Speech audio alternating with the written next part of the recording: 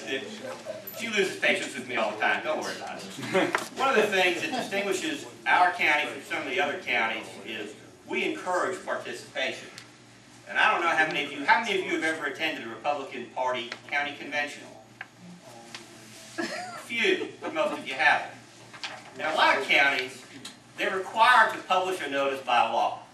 And they will publish that notice in the legally minimal style designed for no one to read. And then there are counties like ours that do everything we can.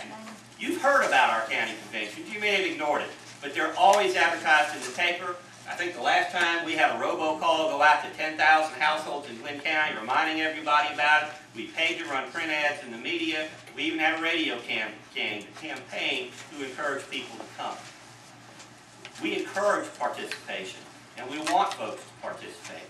We want our group to represent not the county as a whole, but the Republicans, which is primarily in this town conservative. We don't have too many liberal Republicans here, thank goodness. But we want folks to be involved. And come March of 2011, we will have another county convention. And any of you who wishes to come that day and pay, I think there's like a $20 registration fee, can vote for who the next chairman of the Republican Party will be and its officers. I'm sorry? It includes breakfast. It does include breakfast. And we try and entertain, sometimes unintentionally. But everyone who claims to be a Republican, who aspires to the ideals of the Republican Party, which, Dawn, I think those ideals are pretty much the same ideals that your organization has, are welcome and get a vote. And you get to vote in your precinct, and you get to vote for countywide, and you get to choose those delegates that go to district, state, and every 4 years, the national conventions. And we would like you to come and participate. And someone said to me, well, don't invite the Tea Party people. If you teach them what the Republican Party is really about, well, they'll come and they'll take over the Republican Party. They said that? Absolutely. And I said, well, whoever shows up on convention day is the Republican Party for the county. And that's the way it should be. So don't you worry about me or anybody else being upset if you decide you want to take over the party. You are welcome to do so. That's what keeps this party strong. We hope you will. Okay? We hope you will. That is how our system works.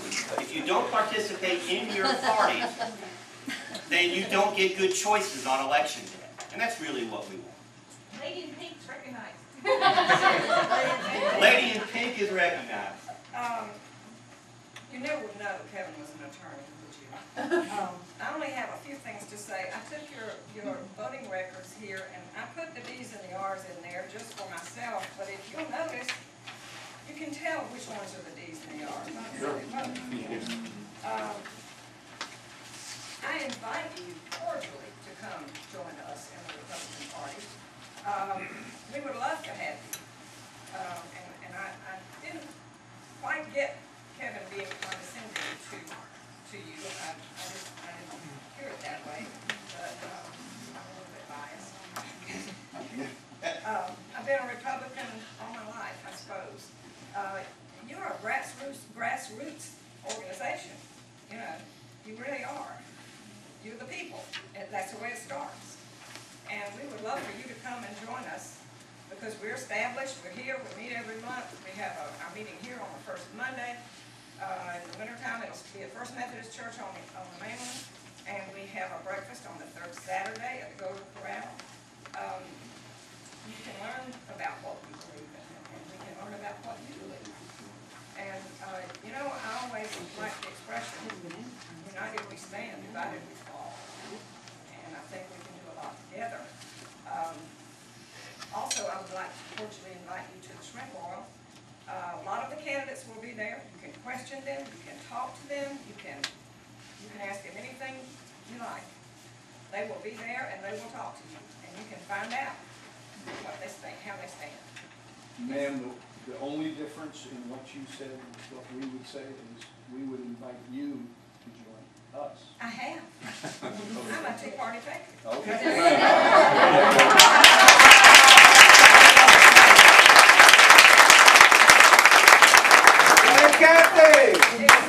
And just to be clear, because I'm the chairman of the party, I don't formally join other organizations unless they already have official ties to the Republican Party. You are governed by the same set of rules that we are. And we have to be very careful in what I do because I'm the one that the Democrats always follow around.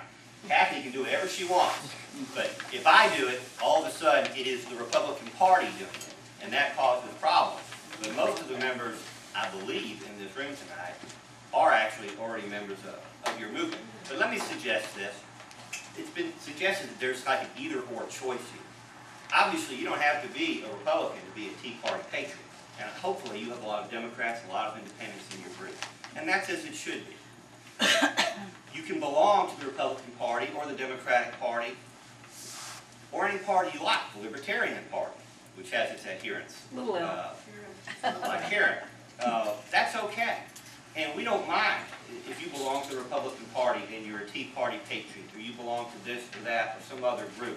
We don't have a problem with that. Most everybody that takes the time to join a political party has an agenda of some sort that they want to promote, usually with their vision of what's best for our country. And that often involves being involved in multiple groups. I know that a lot of the women who belong to the Republican Party also belong to various women's clubs. And a lot of folks belong to other organizations, whether it's the NRA or Right to Life. Most of our members belong to other groups. And there's nothing wrong with that. I'm not saying that you need to join the Republican Party because you don't. But if you did, it would be helpful to promote your causes. And you can ponder that. But I certainly hope that you would join as many groups out there that are supporting the issues that you hold important to you. And they'll be different for each of you. But be involved in all of them. Because that's the best way you're going to have an impact on changing our government for the better.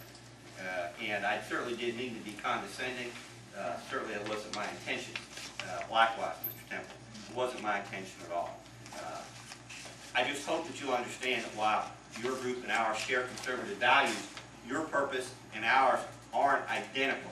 We have statutory obligations under state law. We have party obligations under party rules that you're not burdened with. And we have other restrictions. And we're also, a lot of what we do is mundane. It deals with the nuts and bolts of elections. You can look at the bigger picture. You're not constrained like we are. You can say things, Dawn, that I cannot say.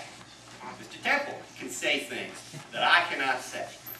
If we're sitting there silently cheering when we read about the things you say in the papers, I hope you won't take that as being cowardly. Okay? But we do show this interest. Mr. Temple, you mentioned the immigration. Our past chair was George Scarpelazis. I don't know how many of you know George Jr., not George Senior.